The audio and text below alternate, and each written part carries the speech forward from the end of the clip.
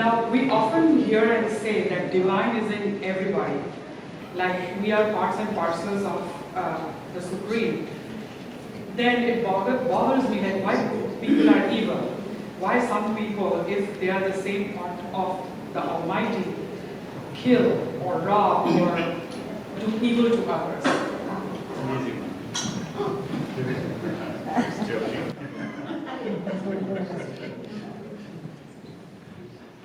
I was joking with Sraddhalu that it's an easy question. Of course it's a joke. It goes right to the heart of, I think, a question that so many people have, you know. My wife, her grandparents were prisoners in Auschwitz. And her grandfather was an atheist because of his experience in Auschwitz. He said, if there's a God, how could that happen? How could that have happened? And it's such a poignant, common human question. How? Why? Why is it like this? You know, why is life like this?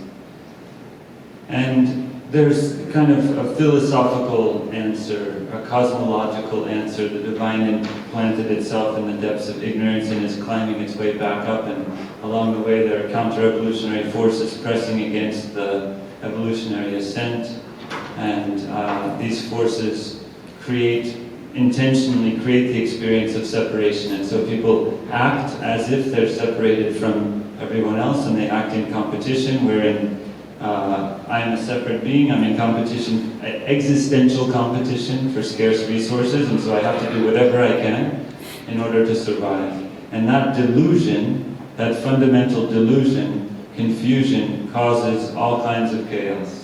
It causes people to act in ways that separate them from themselves and separate them from the rest of us, the collective, and act in ways that manifest division and separation. And a cosmological, philosophical answer can, the question is, what can we feel about that? What can we experience and hold about that? So that it's not just an intellectual comfort to calm the mind, but something that we actually feel and experience. So, when you see an act of violence, which seems like random violence in the US, there's these mass shooting events that are real, that happen. Can you hold that there's a person, a human person there, that has been separated from their own humanity, separated from their own heart, separated from the divine, their connection to the divine, and pulled into a state of isolation so extreme and so formidable that they would commit an act like that? And if we can hold that, then even in the face of such a horror, then we're holding something of the whole. We ourselves are not contributing to or participating in that separation, saying that person is other, and I don't, I withdraw myself from them. But we can hold them, and we can hold the experience in a divine embrace that overrides, or that, overrides isn't the word I'm looking for, that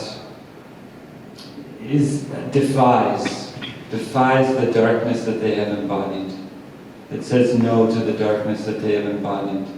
We say no, we stay in the light, we stay in the wholeness, and embrace them. But the question is poignant, and it's an answer to it that is embodied, requires coming to a place where we can hold all of that in our consciousness. I don't know if there's something you want to add. The point Matthew was making was that there's a gap between that which is divine within you and the personality which is you, and the two are so different, the gap is so great. This can do pretty much what it likes, and the divine presence within you is not yet strong enough to assert itself to restrain this, which is the whole point of evolution and yoga. That's one way of looking at it. We can also look at the question from a different way. It's not contradictory, it's just a different way of looking at it, that the whole universe is an expression of the divine freedom. And the nature of the divine freedom is utterly free, including the freedom to go against itself, including the freedom to go against its own evolutionary purpose. And so the part of the universe which plays out that freedom to go against its own purpose is what you call evil. But it's still divine, playing out the possibility of something which is contrary to its own purpose. And if the universe was not made to be utterly free, it would not be a true joy of the universe. If everything was restricted, you can't do bad, then where's the freedom? The point would be lost. So in that sense, you see this more as an expression of the extreme freedom, and the purpose of that also from the divine perspective is an aspect of the delight to oppose itself. And who bears the burden of it? The divine who is opposing is also the divine who is suffering, being in both, essentially. But all this is at a deeper level, at a more essential level that you can appreciate this. On the surface level where you are not in this experience, then you say, oh, I suffer, and where is the divinity? And then of course the solution is, if you can find the divine presence within yourself, at least you can reduce the warping and distortion in your own life and then its effect on others. But these are two different ways you could look at it. I see it in terms of evolution. Beings are born just after the animal phase, and the mind is not fully developed. And therefore, they are subject to the evil that is in the world. But the evil is also the divine. And going along with what Sraddhalu said, if the divine is truly divine, why can he only be perfect, immutable, eternal? If he wishes, he can be ignorant, he can be evil. It's all his play that we have to understand. And when we see someone who is, to our nature, evil, the very best thing we can do is invoke the divine presence towards that person.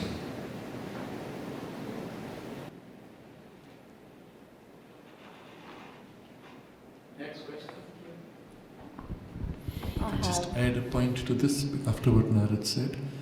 In that way, you can see how even evil, being essentially another aspect of the divine play, serves a purpose in hastening evolution. Because by the fact of the evil, you are forced to become strong, to defend, to fight, to overcome, and so on. So there is nothing, even in the worst evil, which is not used by the divine to accelerate evolution. This is what we have to keep at the background to understand why it's allowed. I have two simple questions to Sraddhalu. How do you define integral yoga in one sentence? And secondly, is this path only for the English-speaking community? Is there a user-friendly manual for the layman? So, In what language? excuse me? You said not English speaking, then what language? Any other language, say Hindi. Why do you want a one-line definition of integral yoga? Everything was in an English language, and we were told that, okay, read Aurobindo's work. You wanted your first question was a one-line definition of integral yoga. Because many people do not understand 4 or 5 sentences of definition. I don't think they will do anything useful in life, much less yoga.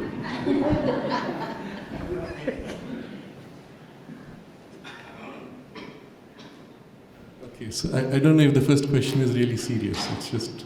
I think the point, and correct me if I'm wrong, but I think what we've heard a lot of over the last few days Okay. So, and as we asked, how many people are new to Shiva and the mother?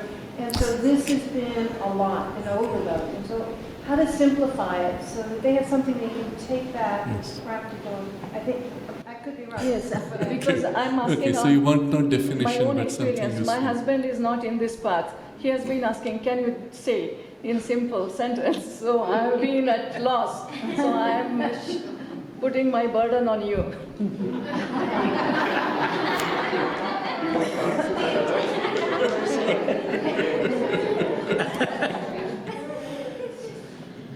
Okay. The integral yoga is intended to manifest the divine potential which is within us in our lives, and thus divinize life and lift it to its highest fulfillment, divine fulfillment. Broadly, that is the distinctive feature which separates it from all else. Okay? In terms of language, there are translations pretty much in all languages today. There's a dedicated website. I don't know if you know Narendra's website. Yeah. What is that called? Incarnate Word. No, the other one. There's translations. Anyone knows that? Yes, I think the mother and mother. No. .in. Okay, no. That's Narad's website. So there's a dedicated website which has a Google translation in all languages. I think you get some 30 languages. Pretty much all the works of Sri Aurobindo and the mother. With a machine translation. But separately there are others which have done a proper human translation, including Hindi and all languages you will find things. But yes, it's a problem that most people want a very simple application, simple practice. And one could of course look at some of the compilations which are a good starting point. But the problem is when the nature of the knowledge and the aim of the yoga itself is multifaceted and complex. You cannot simplify it beyond a point.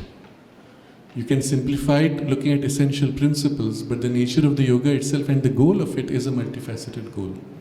So you have to recognize the full scope of that goal. You may say, I will focus only on one aspect, and that's fine. But it would be not fair to reduce the whole thing to one simple formula like that. Can I answer that? Your one-line question Yes, please. for your husband. Okay.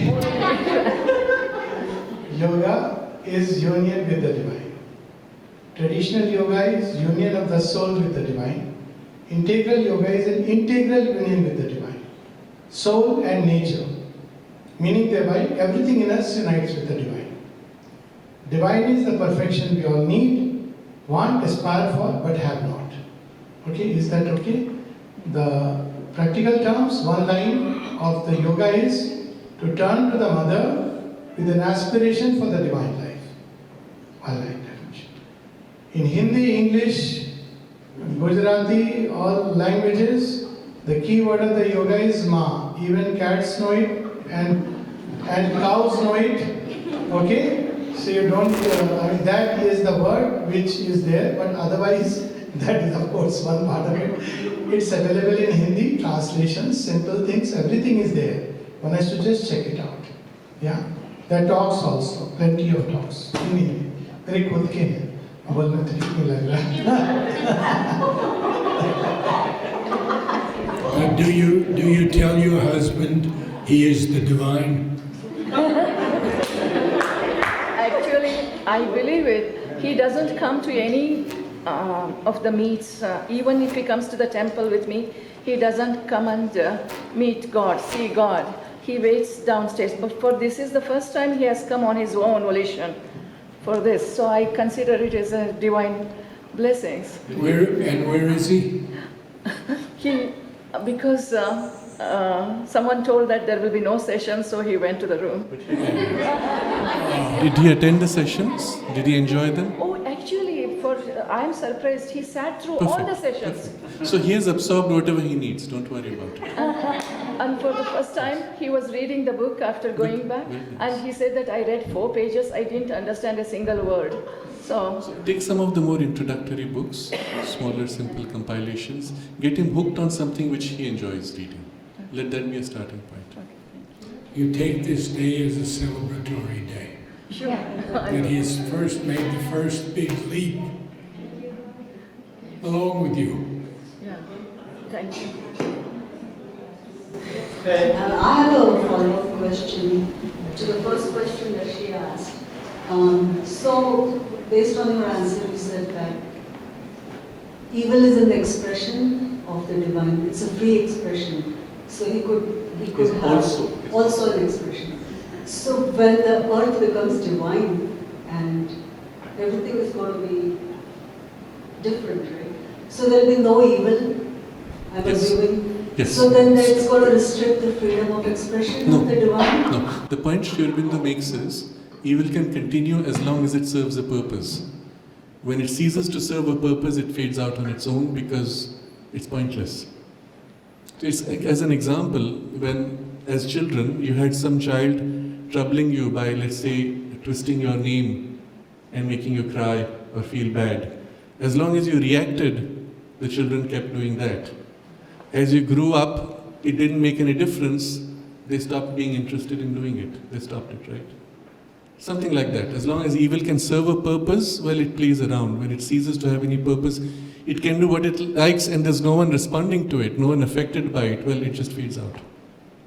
Doesn't mean everywhere in the universe, because the universe is still infinite. There will be other places where it might remain until it serves its own purpose. We can say the same thing about war. When war is no longer necessary, it won't be there.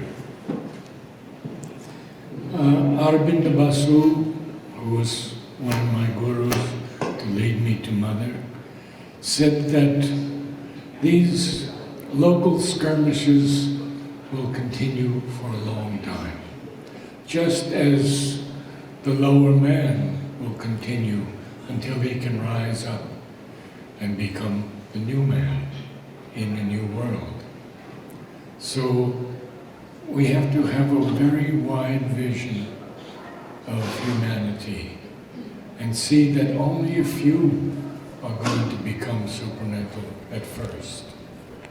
Others are going to get close. Mother speaks about this supernatural ship in which was all orange and the people were dressed in orange. Some of you know this story. And those who were ready got off the ship. Those who only had some orange in them had to stay back until they were ready and then they could go. And what does it matter if it takes a few births or a few hundred births? We'll be there. We'll all be there. We will all be supernatural one day. So, the same thing, it's very easy to understand the answer what you give, but when we see wrong thing happening in the masses, like the Kashmir fire, I couldn't stop crying for days.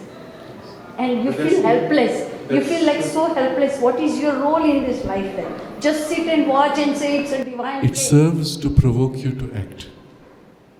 But as you feel so small, like the masses are so big that you feel But like you can you start can't do making a anything. difference in your environment, that such a thing will never happen here. You see? I once wrote a poem, and the first line was, I am so small, make me yet smaller still. There's a value to the experience of helplessness.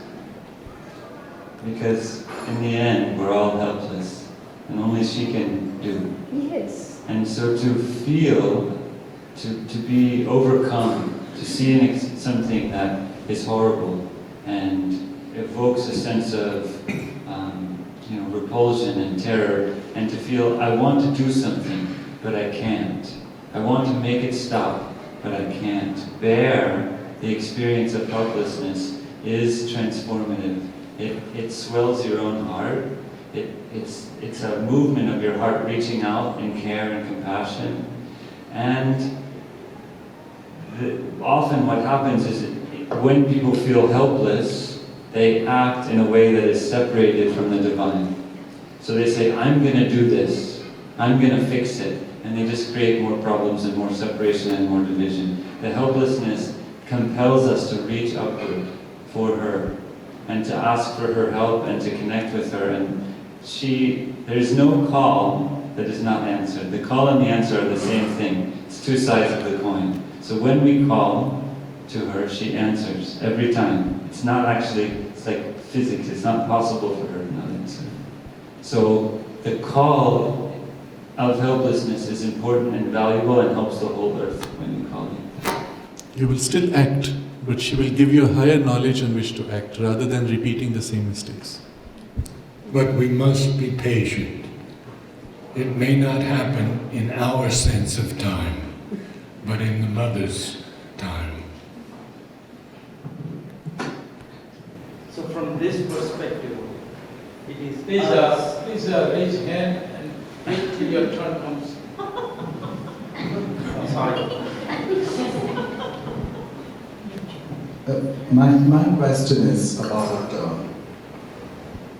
there is a lot of issues going around polarizing people based on class and religion, and we hear a lot about the mistreatment of different religions, people from different religions. I just want to know how the religious leaders in India are bringing unity, across religions, as well as, reaching out. And how is Mother and Aurobindo, what is their message for religious unity?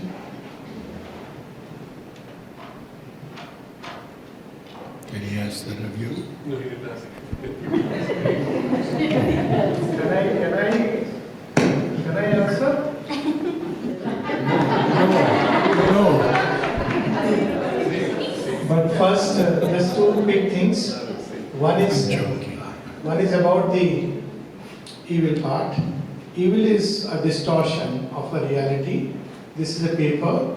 If I were to crush it, that's what is evil. To straighten it back. So it is restored back to its original purity. So you are asking a new creation what will happen? It will be restored back. The distorting element will be gone and it will go back to its original truth, its original purity. As to the government of India and the mother solution, let's go beyond religions, and religions which are ready to go beyond religions will survive and evolve. And religions which are not ready to go beyond religious rites, rituals, and they are stuck in a warp of time 1500 years back, and they are still looking backward, they are going to collapse, whether we like it or not. So staying on the same ground, one cannot create interreligious harmony, because by its nature, it's reached its peak. So we have to see which are the religions which are ready to go beyond the last limits that religion could take them into a greater spiritual evolution. From what I have understood and read, I can say that it is Sanatana Dharma which has the potential to do so. And from whatever I have read of other religions, I don't see that they have the capacity and potential. If they had at one point of time, they have lost it. To evolve, because they are stuck in a point of time with maybe one book, maybe one. So it is, they have to evolve. It's by evolution that they can join one. At a mental level, by round table conference, it won't happen. So this is how the Mother and Sraddhalu speak about going beyond religions into a spiritual evolution, and that's what we are discussing here. And if that can happen, wonderful. That's what May I give you my chair? No, please. I'm just enjoying. I like to be on the sides. 12th man in cricket. I would like to hear the other people's inputs. It's good enough as a reply. You don't need more. Do you? Is there something unanswered?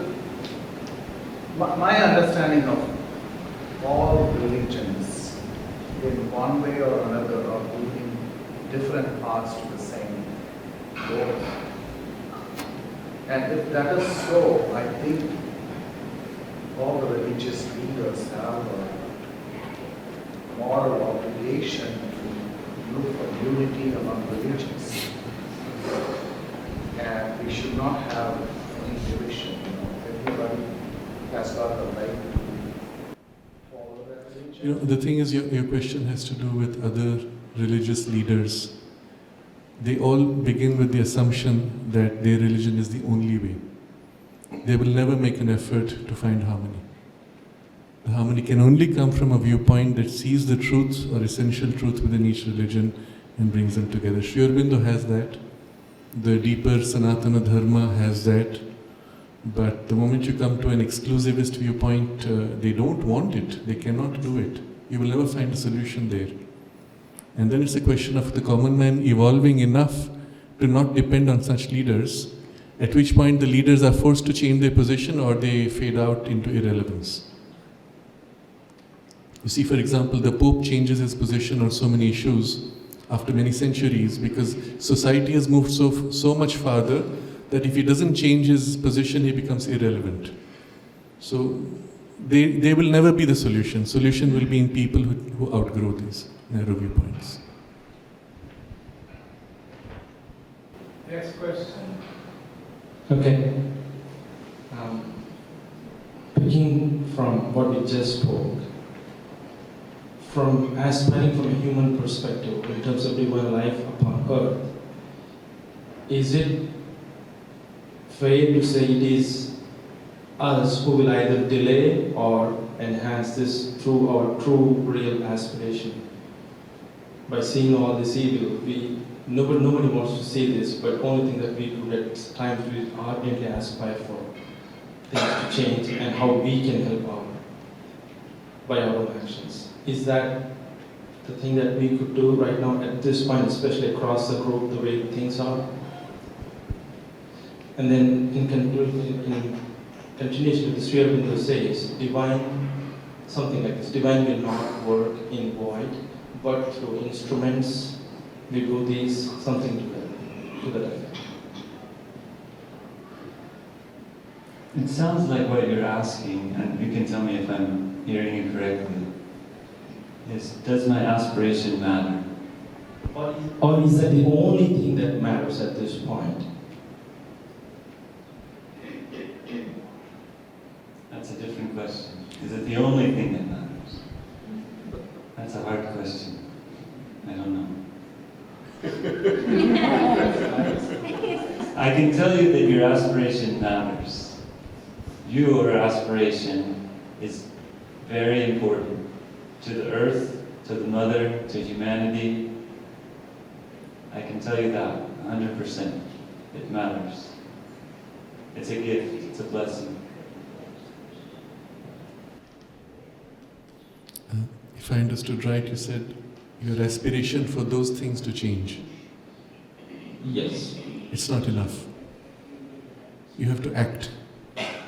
You can't sit and pray that somebody else will become good. You can't sit and pray that the war out there will stop, because there are circumstances and causes which need to be changed. Certain limitations of human tendencies which need to be fought and be defeated. You have to start doing the action here. In yourself first, because you have certain elements which provoke the war there, but the same tendencies exist in you. On a smaller scale perhaps, start clearing that, changing yourself, but at the same time work in the domain given to you, that is the people under your influence, under your command, under your active, let's say, network, to begin to influence a change in society. This is absolutely essential. The aspiration should be for the right guidance and the right force and the right action, but not merely, oh, they should change, meanwhile I will sit and pray. That's not going to work ever. I mean, it'll help. Everything helps, but it's not enough. Next question here. Yes, my question is, as a parent, as an educator, when we were growing up, especially in India, it was very normal and natural to have spiritual awakening and awareness in the house as well as in the school. parents, teachers, even neighbors were taking us all in a stride. And it very naturally came the way we thought, the way we included divinity in day-to-day life. Today's children, according to me and my experience, they do not have the same, opportunity. How can I, or every one of us, as educators, parents, and just general adults, bring this awareness in our future generation? How can we make sure that they get into the groove of, divine experience, and how can they be involved in some way where we are not touching upon any legal issues? I would be very bold to say that, because there are some words and some topics that today everywhere, You said they don't have the same opportunity. Why?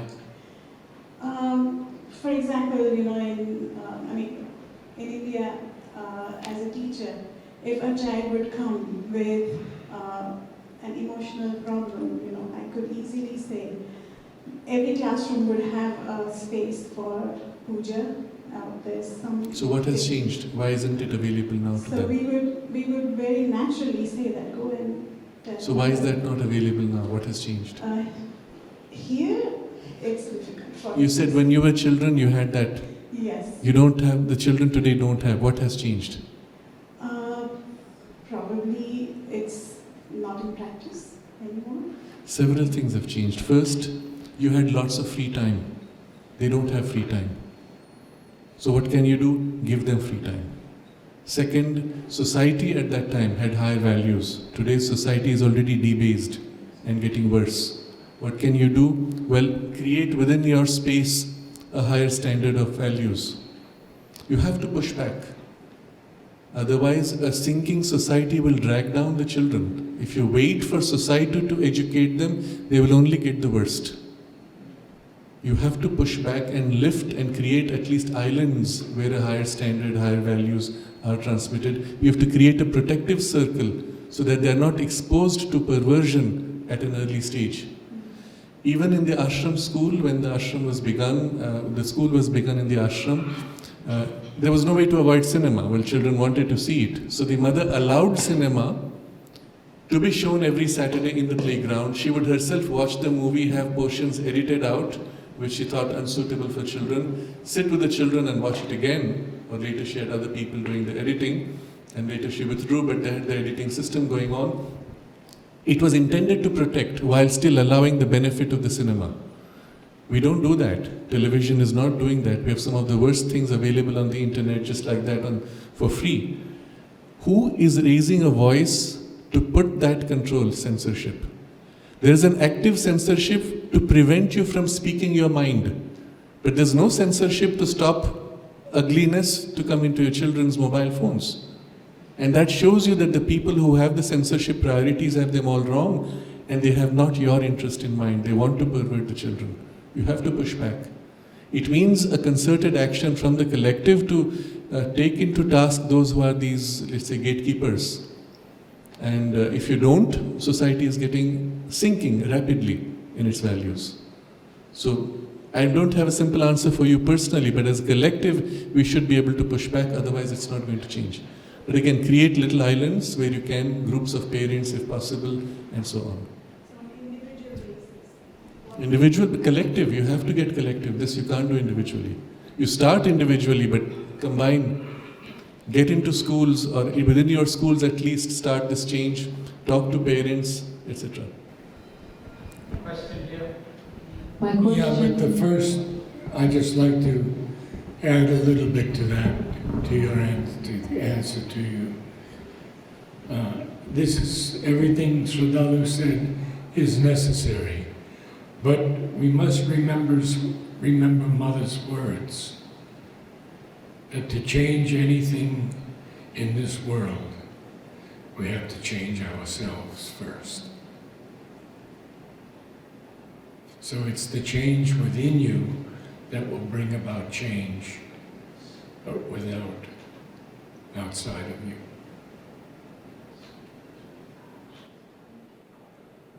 Thank you. And I think just kind of, we discussed aspiration, and then you mentioned about to act, and almost kind of that goes with the rejection, right? So reject, and then in the end surrender, right? So how it says in the integral yoga. So how can we practice this or apply rejection? Is that when we feel that sensitivity that something is not right, we're just going to say, I reject that? That will work? Or how you practice rejection?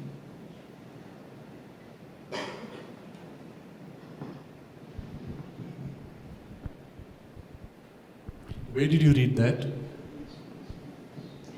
I think it's my compilation. In the little book, The Mother?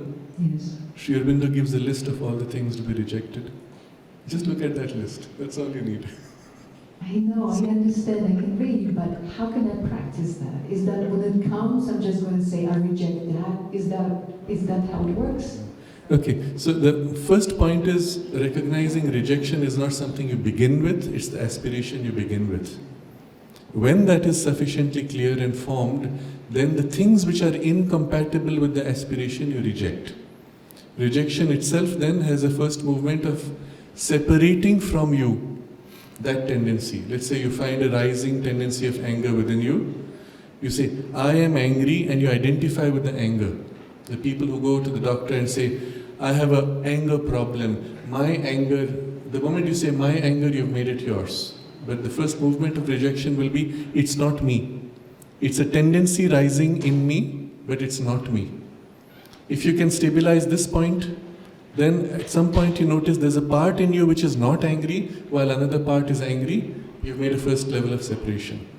You center yourself consciously in the part which is not disturbed. That's why the equality becomes the foundation in the practice of the integral yoga. Once you have that, as the anger rises, a center can remain unaffected. At some point then the clarity, calm, peace of the center can assert itself on the parts which are vulnerable to the anger and subdue the anger, soften it, snuff it out, eventually dissolve it, and the tendency itself is removed. So that would be the process of the rejection. And then can we offer at the same time? Can we offer Yes, that? of course. But again, what are you offering? What I reject? How do you do that? You can't give something unless you identify with it. So if I don't identify with the moment that I reject, it's You just... give yourself, which is free of the anger. That is a better way than identifying with the anger and say, I'm angry here, I give myself. That's not a very effective way. If you separate yourself and the anger is outside, you can say, here, take this part, or take this disturbance, or help me. Or the better way is rather, see the problem of offering, you invoke the peace and let it suffuse into the part where the anger is there. That is a more effective way. Rather than dealing with the muck, you invoke the light and the water which washes the muck. You know, we have a tendency to feel entitled to our emotions. And Sraddhalu is pointing out this my anger, I am angry. And when we start to make an effort to separate, to create some space, some distance, often there's a feeling like, no, I am justified in being angry. This thing happened to me. And that's the biggest place to identify and release the entitlement to the emotion. And if we can do that, then the space can grow. And then, you know, the first time you eat kale, maybe it's a little bitter. You don't like it. But the more you do it, the more eventually it's like, well, this actually kind of tastes good. You know, eventually the feeling of anger coming and saying, you know, seeing the anger as separate, it becomes less of a struggle. It becomes less of something that I have to give up or some kind of fight.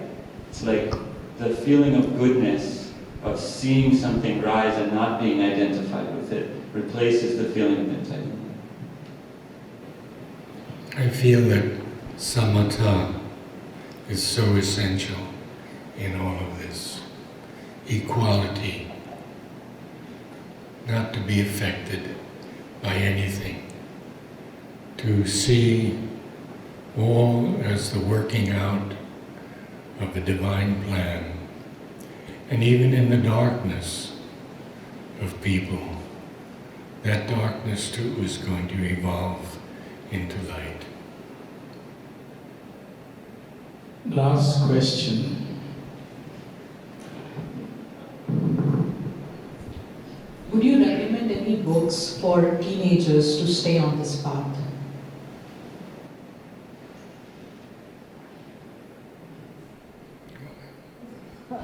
Lots. Many. I mean, teenagers abroad. I think teenagers abroad range 13 to 19 theoretically. That's Somebody very 13, different. 13, we're talking. And every teenager is different, right? So, I mean, you can, Sraddhalu has said before, you know, find something that appeals.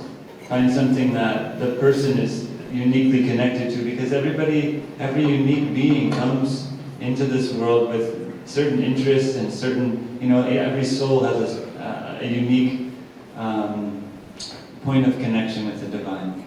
So it's a matter of finding where is that for this particular person, especially when they're young. Because if it's forced and contrived, then it's generally not going to work. My daughter is 13, and she loves Hanuman Chalisa. And so I don't go much farther than that. We read Hanuman Chalisa, like descriptions, and we read the Avadi and the English translation. We look at the Devanagari, and you know, so it's just all exploration of Hanuman Chalisa, and we sing. So for her, I haven't, you know, that's where we spend our time doing spiritual things, let's say, is around that, because ever since she was young, that was there. It was inspiring to her. So you have to kind of find that for that particular being, what's the thing, and then maybe it broadens out, but as a starting point. And you may have more. The special feature of teenagers' requirement is that they want it to be rational. Something which is not rational, they will discard, which is the reason why they discard all of your religious stuff and spiritual stuff, because it's not presented rationally. If you can approach it rationally, they will get hooked, because they're looking for something. I'll give an example. I had once been to a school, I was invited to a school in Bangalore. They had about 1,000 children, maybe 2,000, I don't remember now. And the theme I had selected was Science of Indian Rituals. And one after another, I took up various things, from basic namaste to why you do go around in circles, why you light a fire, why you do this puja in a clockwise way, etc. I took them up one by one and explained the rationale, either from a science point of view or an occult point of view or a spiritual point of view, but logically. So we had originally planned for 1 hour and then Q&A. The question and answer went on, 2 hours passed. Eventually the principal had to say, okay, we have to stop because we have other classes. Okay, that was great, they were very happy. A week later I got a call from the principal.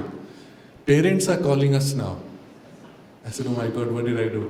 He said, no, the parents are saying that earlier we had to teach the children what to do, and now the children are teaching us how to do it the right way. Because it caught, you see. So you have to tap rationally. What I will suggest is, instead of you deciding what will work for them, bring them to a place like this, let them see all the books, browse through, leave them alone for half an hour in the library, select what they want, and take several if needed. And starting with little compilations on various topics. But again, stuff which will be relevant to them as well as be rationally presented. Second point I'll make, today's children are very different. You're still thinking in terms of books. They're thinking in terms of either audio or video. So find the videos or audios which will hook them with topics or content presented in the way they require. So one of the things I had done long back, which is still kind of a classic now on the internet, it was this talk on money power, how it works. It was a talk given in IIT, so no, it was put up by IIT. It was given somewhere else. Anyway, a lot of children find that it hooks them because the examples given are so accessible, relevant, and on a topic which is relevant for them. You'll have to, if you can, make initial some selections which you feel work, send them a link and see how they respond. If it hooks them, they will follow through on their own and follow up with other things of that kind. So if you need to trigger it, find a few good things like this, see where it goes. You have to keep sending them little things and find what works. If you know their nature, it's easier. I'll conclude this evening with a suggestion that since children are now so interested in cell phones and computers, there were many, many talks given by the mother to children in the ashram. And mother covered subject after subject. I think this is a good starting point. If HP permits, I'd like to accept one more question, which was a question raised yesterday, which I want to take up. The question you had raised about people who say that Mother and Sri Aurobindo did not complete their work because they died. Okay? I want to put this in context because this is not often understood in the people who make these arguments. They think that Sri Aurobindo and the Mother tried to supramentalize and failed. Therefore, because they died, it's failure. No, that was not the case. Sri Aurobindo writes this very clearly in one of the letters. He says, if it was our own individual transformation, we would have done it long ago. The point of their work, and this is the nature of the avatar, that's why Sri Aurobindo and the Mother are the avatar. You see, if an individual does something, attains to something beyond humanity, disconnected from humanity, what have you done? You had a miracle, it passes with you, affects nothing. The avatar's job is not to perform a miracle, but to actually plug into the mass consciousness of humanity and change that mass consciousness. This was their work. So Sri Aurobindo and the Mother in this dual avatar, Sri Aurobindo connects, draws down this higher consciousness, and the Mother plugs into the whole community, collective of humanity. And what Sri Aurobindo creates is then transmitted through her, and through her this whole lifting movement is done. And Mother has described this movement in many very interesting passages where she says what it meant to lift humanity in this way. When they are doing this, the burden is now taken by them, but the resistance of humanity determines how much that burden actually is felt by them and how far they can take it. There comes a point where humanity actually says this much and no more. We don't want more. At that point you cannot compel, because the whole fundamental of the spiritual evolution is freedom. To the extent humanity allows, the Mother is able to lift and help assist that transformation. To the extent it refuses, they have to say that's about it. Because if they push beyond that, it will snap, it will break humanity. And it may lead even to cataclysmic situations. There's even a point where Sri Aurobindo, the Mother speaks about this. She says, there was a point of transition where if the supramental consciousness had come prematurely, the earth itself would have broken, shattered. And so that's why the necessity to build these gradations, and this was the work which was done, which I mentioned earlier about the overmental group that was formed to create a hierarchy in between so that the highest consciousness coming had gradations through which it could imprint into the earth. So the question really comes to this. For themselves they could have done it, and they have said it, and they have demonstrated also. But when it came to their real work, which was to lift humanity, they could only take it as far as humanity was willing and capable at that point. Beyond the point, the Mother says, Sri Aurobindo's presence itself was creating such a huge resistance that it was better for him to leave the body. The resistance had aligned itself so strongly against. And so the decision was made for him to leave.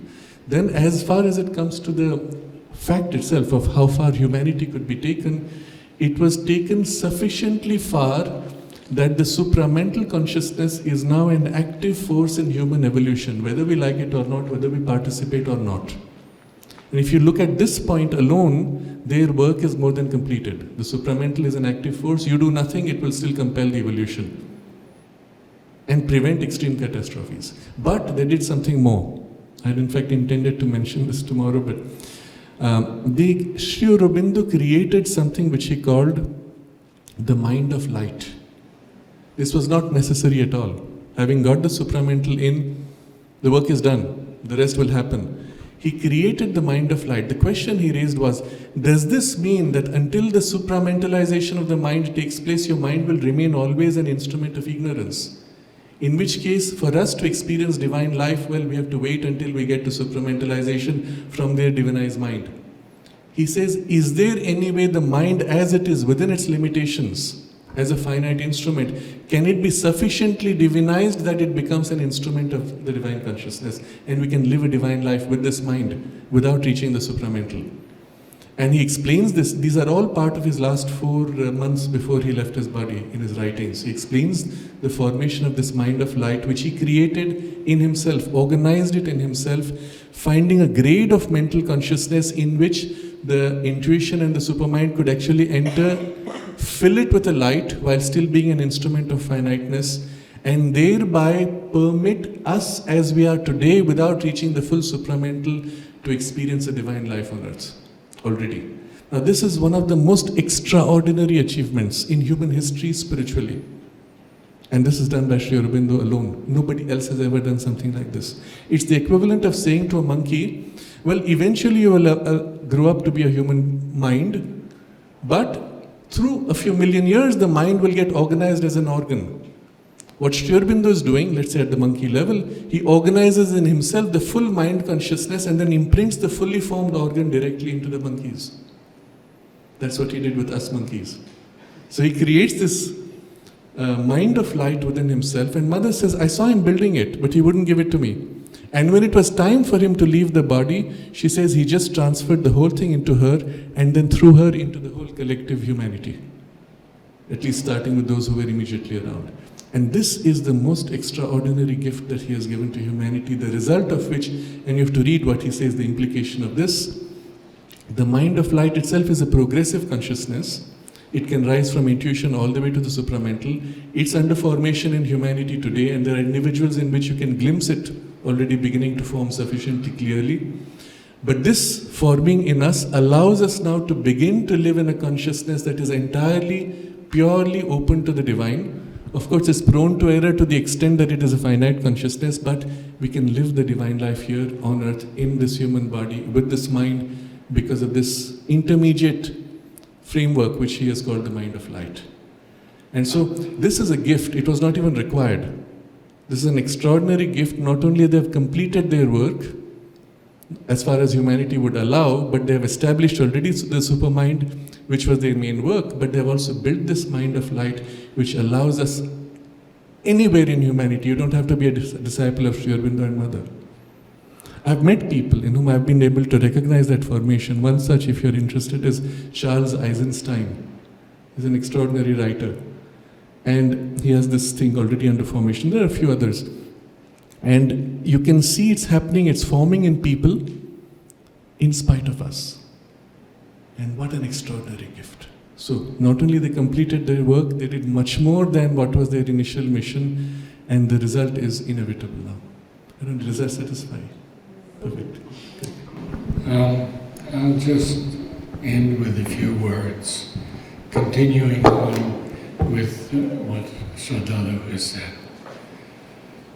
According to George Van Vrechem, who had studied the Mother and the agenda very deeply, there will be a series in the evolution of progressive suram, Mother called it. The suram, the man on the way to the supramental. And we will see many of them, especially in our children, in our lives. The second thing I wanted to add was that when Sri Aurobindo left, Mother worked for 23 years on the transformation of the body. And she found a mind of the cells. And in that mind of the cells, some of them agreed to be transformed. Others did not agree. But those that Mother transformed, she said, anyone in the world who was open could receive those transformed cells. So let's have a few minutes of silence and then we discuss.